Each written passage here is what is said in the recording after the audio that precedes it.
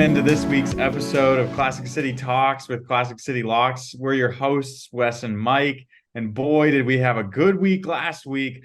We're moving on, another positive week of picks. We went 4-2. And yes, we were feeding families, Thomas, with the fire emoji. We had some great comments last week. We were up in the views again. You guys made us happy, so we're going to continue to make you happy. We've got a new segment for you tonight. What have we got, Mike? Yeah, so our new segment, like Wes said, quick shout out. Thank you to everyone that commented. We appreciate you guys reaching out to us. We put your kids through college, so least you can do is comment. So yes, new exciting segment. We're gonna do our Superdawg picks. So basically, normally it's like an underdog that's like 7 or more points, I think normally. But Wes and I were talking before the show.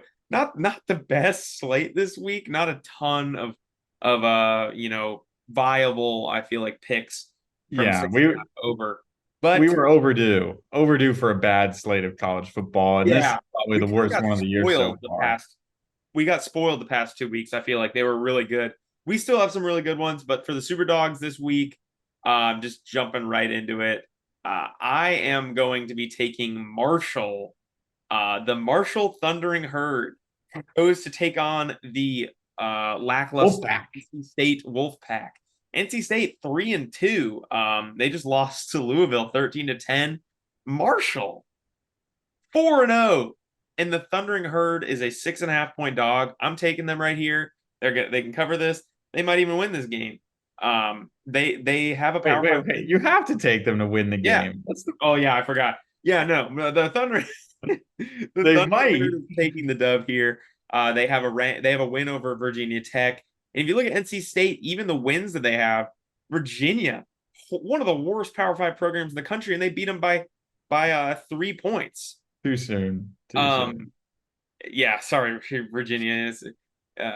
But yeah, Marshall has some quality wins, putting up decent numbers, 20 points a game against, I don't even know what that school is, but they're scoring like 41 against Old Dominion. They getting a touchdown win against Virginia Tech. So they're 4-0 right now, and NC State is 3-2, and they almost were 2-3. Excuse me.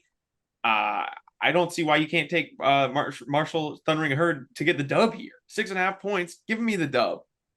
They beat Notre Dame last year, so that's true. Interesting. Which takes me to my Superdawg pick of the week, which is Louisville Cardinals. Back again to the same old story. Jack Plummer at quarterback. Oh man, this one will be interesting. Last week, Mike picked Notre Dame to cover against Duke, and I was like, "Are you sure about that?" He was like, "Duke hasn't played anybody." I was like, "They played Clemson," and that was the most atrocious backdoor cover that I've ever seen. Like, a cover's a cover. I hate it. I'm like not even going to count that as a right pick. It was a win. I never doubted. I knew it was going to happen once they had the ball there. I have the receipts. Yeah. I have the receipts. He did doubt. 30 yards out, I was like, here we go. Write it. We're going to run it in. Go for 2. Not even sweat that we didn't even just kick the point after. Just go ahead and go for 2 and make sure we extra cover. But so I'm taking Louisville this week for not very good reason. I mean, there's like 4 games that we had to choose from with like a 6.5 to 7 point spread this week. It was either them or like Iowa State against TCU. Not a fan of that one. And then somebody else that I can't think of at the moment. But Louisville, I've been high on them all season. So why? And I've been wrong all season now that I think of it. So this is a great pick. You should bet all your money on this one. I know I will be betting $0 on it, but that is the Superdawg. The Superdawg picks are more of like a fun thing. I would not say that they're our best picks, but we want to add this segment. The best part about this new segment is there will be a season-long tally of our records, and the host with less correct picks will do a punishment of our choosing that you decide, of your choosing that we decide. Yeah. You comment it, and we will pick one that Mike and I both agree upon, because he will not agree upon dumping a jar of mayonnaise on his head, which I thought would be simple. But I just hope that our options aren't at the end of the season something like dump mayonnaise all over your head, or go through 12 hours of Chinese water torture. So let's keep it tame. I want not tame. I want your worst ideas, something that we can actually film ourselves doing and putting on YouTube because I am all in on this super dog pick as I clearly demonstrated a minute ago. But let's move on. Best comment, comment all of your punishments for us, and we will decide the wimpiest of them for us to do. Mike, take us into the picks for this Yeah. week. Let's go All right right, along. on to the what y'all have been waiting for. Like, man, these guys, the mayor of Yappersville up in here. But going into the main segment of the show, we got three picks, joint picks for y'all this week. First one, really, really like LSU goes to Missouri. Missouri ranked, hasn't lost. LSU 3-2, but LSU is favored by 3.5 here. Um, just right off the rip, I know FPI is not the best thing in the world, but LSU may be 3-2, but they're 13th. Missouri is 35th. And while Missouri is undefeated, we've seen them struggle against some teams. MTSU gave them a run for their money. Their only really good win, in my opinion, is against Kansas State, and we haven't really seen much of them since then either. They let And it Van, was only off a field goal at the last yeah, second. I mean, I put in our script here like if they don't kick that field goal, like are Missouri's they not even in this ranked? conversation. You know? Exactly. And LSU is definitely like the best 3-2 team in the country. They've just had a brutal schedule up until now. Um, and we know that they'll score. We know they'll score a ton of points. And I think they outlast them in this game. Yeah, I like this one. So we're taking LSU to cover 3.5 at Missouri as of today. Moving right along, I'm going to skip over this our next one and go to my more favorite one, Alabama and Texas A&M over 46. We are riding the bus here again. Picked it last week at Mississippi State was Alabama, and they covered this in the third quarter, the two Yeah. teams. So I think Texas A&M will score a lot more than Alabama or than Mississippi State. Sorry. And I think that, this one's, I'm seeing it as like a 24-21 game, which if that's how I'm seeing it, you give me one more point, which I think they can do. I don't think this is going to be like a classic shootout 17-14 kind of thing. So I like the over 46 here. I think Mike concurs. Yeah, we know that A&M can score. They're scoring more than Bama this year.